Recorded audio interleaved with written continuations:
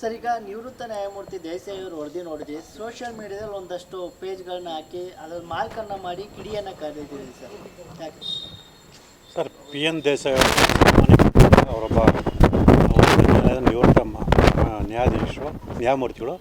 So ಅವ್ರ ಬಗ್ಗೆ ನಮಗೆ ಅನುಮಾನ ಇತ್ತು. ಯಾಕೆಂತಂದರೆ ಒಂದನೇ ಆರೋಪಿ ಸಿದ್ದರಾಮಯ್ಯವರು ನೇಮಕ ಮಾಡಿದಂಥ ಪಿ ಎನ್ ದೇಸಾಯಿ ಅವರು ಒಂದು ಸುಳ್ಳು ವರದಿ ಕೊಡ್ಬೋದು ಅಂತ ಅನುಮಾನ ಇತ್ತು. ಆದರೂ ಕೂಡ ಅವರು ತಮ್ಮ ಒಂದು ಸ್ಥಾನಕ್ಕೆ ಒಂದು ಗೌರವ ಕೊಡೋ ನಿಟ್ಟಿನಲ್ಲಿ ಸತ್ಯಾಂಶ ವರದಿ ಕೊಡ್ತಾರೆ ಅಂತ ಸಣ್ಣ ನಿರೀಕ್ಷೆ ಇತ್ತು.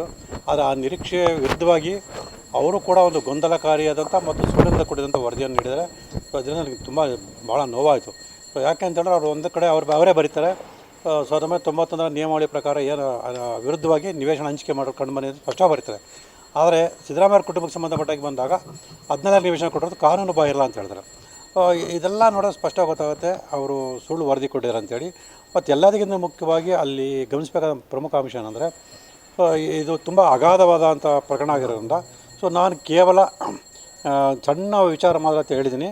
ಇದ್ರ ಬಗ್ಗೆ ಸಮಗ್ರ ತನಿಖೆ ನಡೆಸಬೇಕು ಅಂತ ಹೇಳಿದ್ರೆ ಪರಿಣಿತರಾದಂಥ ತಾಂತ್ರಿಕ ಸಮಿತಿ ಒಂದು ಅಧಿಕಾರಿಗಳ ತಂಡವನ್ನು ರಚನೆ ಮಾಡಿ ಅವ್ರ ಮೂಲಕ ಒಂದು ವರದಿ ತಗೊಂಡು ಕ್ರಮ ತಗೊಳ್ಳೋಕೆ ಸ್ಪಷ್ಟವಾಗಿ ಬರೀತಾರೆ. ಮತ್ತು ಇನ್ನೊಂದು ಕಡೆ ಬರೀತಾರೆ ನಿವೇಶನ ಹಂಚಿಕೆ ಮಾಡೋರು ಕಾನೂನು ಬಾಹಿರ ಅಂತ ಬರೀತಾರೆ. ಮತ್ತು ಅಧಿಕಾರಿಗಳು ತಮ್ಮ ಅಧಿಕಾರನ ದುರ್ಬಳಕೆ ಮಾಡಿಕೊಂಡು ಅಕ್ರಮ ನಿವೇಶನ ಹಂಚಿಕೆ ಕಂಡು ಬಂದಿದ್ದು ಬರೀತಾರೆ. ಇದೆಲ್ಲ ಬರೀತಾರೆ. ಕೊನೆಗೆ ಸಿದ್ದರಾಮಯ್ಯ ವಿಚಾರಕ್ಕೆ ಬಂದಾಗ ಅವ್ರ ಕುಟುಂಬಕ್ಕೆ ನೀಡಿರೋ ನಿವೇಶನ ಕಾನೂನು ಬಾಹಿರ ಅಂತ ಬರೀತಾರೆ.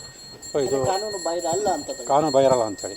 ಆದರೆ ಇಲ್ಲಿ ಅವರಲ್ಲೇ ಗೊಂದಲ ಇರೋಂಥದ್ದು. ಮತ್ತು ಅವರೇ ಸ್ವತಃ ತಮಗೆ ಈ ವಿಚಾರ ಸಂಬಂಧಪಟ್ಟಾಗೆ ಒಂದು ಸಮಗ್ರ ತನಿಖೆ ಮಾಡಿ ವರದಿಯನ್ನು ಕೊಡೋದಕ್ಕೆ ಸಾಧ್ಯ ಇಲ್ಲ ಅನ್ನೋದನ್ನ ಕೂಡ ಸ್ಪಷ್ಟ ತಿಳಿಸಿದ್ದಾರೆ. ಅವರಿಗೆ ಆ ಒಂದು ಪರಿಣಿತಿ ಅಥವಾ ಸಾಧ್ಯತೆ ಇಲ್ಲದಾಗ ಅವ್ರು ಸರ್ಕಾರ ಗಮನಕ್ಕೆ ತಂದು ತಾಂತ್ರಿಕ ಸಮಿತಿಯಿಂದ ಒಂದು ತಜ್ಞರದ ಕೂಡ ತಾಂತ್ರಿಕ ಸಮಿತಿ ರಚನೆ ಮಾಡಬೇಕಂತ ಒಂದು ವರದಿಯನ್ನು ಕೊಡಬೇಕಾಗಿದೆ ಹೊರತು ಇದು ಕಾನೂನು ಬಾಹಿರ ಅಂಥೇಳಿ ಸ್ಪಷ್ಟವಾಗಿ ಒಂದು ಅಭಿಪ್ರಾಯನ ವ್ಯಕ್ತಪಡಿಸಬಹುದಾಗಿತ್ತು ಅನ್ನೋದು ನನ್ನ ಒಂದು ಅಭಿಪ್ರಾಯ. ಅಂದರೆ ಎಲ್ಲ ಒಂದು ಕಡೆ ದೇಸಾಯಿ ಅವರು ಕೂಡ ಮಣಿದಿದ್ದಾರೆ ಅಂತ ಅನ್ಸುತ್ತೆ. ಹೌದು ಸರ್, ಸ್ಪಷ್ಟ ಗೊತ್ತಾಗುತ್ತೆ. ಅವರು ಅದೇ ಅಂಶಗಳನ್ನು ಕಂಡು ಬಂದಾಗ ಅವರು ಒಂದೊಂದು ಕಡೆ ಒಂದೊಂದು ರೀತಿ ಹೇಳಿರೋಂಥದ್ದೆಲ್ಲ ಗಮನಿಸಿದಾಗ ಸೊ ಇವರು ಕೂಡ ಒಂದನೇ ಆರೋಪಿಯಾದಂಥ ಮತ್ತು ಮುಖ್ಯಮಂತ್ರಿ ಸ್ಥಾನದಲ್ಲಿರ್ತಕ್ಕಂಥ ಸಿದ್ದರಾಮಯ್ಯ ಪ್ರಭಾವಕ್ಕೊಳಗಾಗಿ ಈ ಥರ ಜನರಿಗೆ ಒಂದು ವಂಚನೆ ಮಾಡೋ ರೀತಿಯಲ್ಲಿ ಗೊಂದಲಕಾರಿಯಾದ ಮತ್ತು ಸುಳ್ಳಿನ ಕಡೆಯಿಂದ ವರದಿಯನ್ನು ಕೊಡಿದೆ ಅಂತ ಸ್ಪಷ್ಟವಾಗಿ ಗೊತ್ತಾಗುತ್ತೆ. ಈಗ ಈಗಾಗಲೇ ಹೋರಾಟ ಮಾಡ್ತಾ ಇದ್ದೀವಿ ಸರ್, ಮುಂದಿನ ಹೋರಾಟ ಹೇಗಿರುತ್ತೆ ಅಂತ? ಈ ವರದಿಗೂ ನನ್ನ ಹೋರಾಟಕ್ಕೂ ಯಾವುದೇ ಸಂಬಂಧ ಇಲ್ಲ. ಯಾಕಂದರೆ ಅದು ಸರ್ಕಾರ ತಾನು ರಚನೆ ಮಾಡಿ ಕೆಲವ್ರನ್ನ ಕಾಪಾಡ್ಕೊಳ್ಳೋಸ್ಕರ ಪಡ್ತಕ್ಕಂಥ ವರದಿ. ಸೊ ಈ ವರದಿ ನನ್ನ ಒಂದು ಹೋರಾಟಕ್ಕೆ ಯಾವುದೇ ರೀತಿಯ ಬಾಧಕ ಆಗಲ್ಲ. ಹಾಗಾಗಿ ನನ್ನ ಹೋರಾಟ ಮುಂದುವರಿಯುತ್ತೆ. ಸೊ ನಾನು ಈಗಾಗಲೇ ಹೇಳಿದಂತೆ ಏನು ಭ್ರಷ್ಟಾಚಾರ ನಡೆಸಿ ಮೈಸೂರು ನಗರಾಭಿವೃದ್ಧಿ ಪ್ರಾಧಿಕಾರದಿಂದ 50 ಅನುಪಾತದಲ್ಲಿ ನಿವೇಶನ ಪಡೆದಿದ್ದಾರೆ ಅವರೆಲ್ಲರ ವಿರುದ್ಧ ಆರೋಪ ಸಾಬೀತುಪಡಿಸಿ ಅವರಿಗೆಲ್ಲ ಶಿಕ್ಷೆ ಕೊಡಿಸುವಂಥ ಖಚಿತ. ಈಗ ಕೋರ್ಟಲ್ಲಿ ಅರ್ಜಿ ಇದೆ ಸರ್, ಅದು ಏನಾಗ್ತದೆ, ಪ್ರೊಸೀಜರ್ ಎಲ್ಲಿ ಬಂತೀವಿ ಸರ್? ಅದರಲ್ಲಿ ತನಿಖೆ ಮುಂದುವರೆದ ತನಿಖೆ ಮಾಡ್ತಾಯಿದೆ ಅಂತೇಳಿ ಏನು ಲೋಕಾಯುಕ್ತ ಅಧಿಕಾರಿ ಹೇಳ್ತಾರೆ, ಅವರು ಮಾನ್ಯ ನ್ಯಾಯಾಲಯಕ್ಕೆ ಸ್ಪಷ್ಟವಾದಂಥ ಮಾಹಿತಿಯನ್ನು ವರದಿಯನ್ನು ಕೊಡ್ತಾಯಿಲ್ಲ.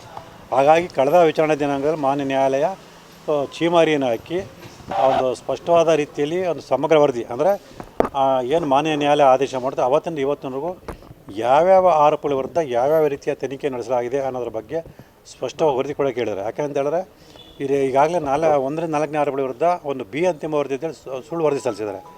ಆದರೆ ಮುಂದುವರೆದ ತನಿಖೆ ಮಾಡ್ತಾಯಿದ್ದೀವಿ ಅಂತ ಹೇಳ್ತಾರೆ. ಆದರೆ ಇವತ್ತಿನವರೆಗೂ ಮಾನ್ಯ ನ್ಯಾಯಾಲಯಕ್ಕೆ ಏನಾದ್ರು ಮಾಹಿತಿ ಕೊಡಿದ್ರೆ ಅದೆಲ್ಲೂ ಕೂಡ 1ರಿಂದ 4ನೇ ಆರೋಪಗಳಿಗೆ ಸಂಬಂಧಪಟ್ಟಂತೆ ಯಾವುದೇ ತನಿಖೆ ಮಾಡಿಸೋ ಬಗ್ಗೆ ಒಂದು ಸ್ಪಷ್ಟ ಮಾಹಿತಿಯನ್ನು ಕೊಟ್ಟಿಲ್ಲ.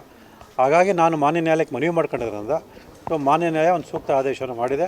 ಆ ಪ್ರಕಾರ ಮುಂದಿನ ವಿಚಾರಣೆ ದಿನಾಂಕದಲ್ಲಿ 1ರಿಂದ 4ನೇ ಆರೋಪಗಳಿಗೆ ಸೇರಿದಂತೆ ಸೊ ಎಲ್ಲ ಆರೋಪಗಳ ವಿರುದ್ಧ ಏನನ್ನು ತನಿಖೆ ಮಾಡೋರ ಬಗ್ಗೆ ತನಿಖಾಧಿಕಾರಿ ಒಂದು ವರದಿಯನ್ನು ಕೊಟ್ಟ ನಂತರ ಸೊ ಮಾನ್ಯ ನ್ಯಾಯಾಲಯ ಏನು ಇವಾಗ ಒಂದು ಅಂತಿಮ ವರದಿ ಸಲ್ಲಿಸಿದರೆ ಅದಕ್ಕೆ ಸಂಬಂಧಪಟ್ಟ ಒಂದು ಸೂಕ್ತ ಆದೇಶ ಮಾಡುತ್ತೆ ಅನ್ನೋದು ನಿರೀಕ್ಷೆ ಇದೆ. ಅಂದರೆ ಈಗ ಪಿ ಎನ್ ದೇಸಾಯಿ ಅವರು ಕೊಟ್ಟಿರುವಂಥ ವರದಿ ಏನಿದೆ ಅದು ಸುಳ್ಳು ವರದಿ ಅಂತ?